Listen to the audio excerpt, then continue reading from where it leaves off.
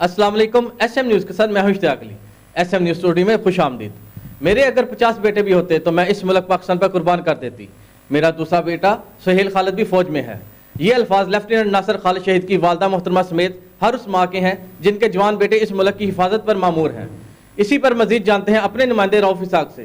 جی رؤف، کیا تفصیلات ہیں آپ کے پاس؟ مجھے فخر ہے کہ میرے بیٹے نے اپنے ملک کی خاطر اپنی جان دی۔ میرا یہ بیٹا بھی آرمی میں ہے۔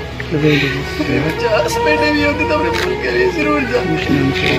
میرے اگر 50 بیٹے بھی ہوتے تو اس ملک کا پاکستان پر قربان کر دیتی۔ میرا دوسرا بیٹا سہیل خالد بھی پاک فوج میں ہے۔ یہ الفاظ لیفٹیننٹ ناصر خالد شہید کی والدہ محترمہ سمیت ہر اس ماں کے ہیں جن کے جوان بیٹے اس ملک کی حفاظت پر مامور ہیں۔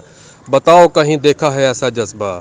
اسلام ہے ایسی ماؤں کو جو ملک پاکستان کی حفاظت کے لیے آئے روز اپنے بیٹے قربان کر دیتی ہیں۔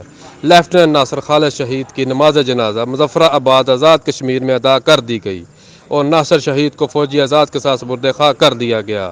جی بہت شکریہ رؤف، ہمیں تفصیلات سے آگاہ کرنے کے لیے۔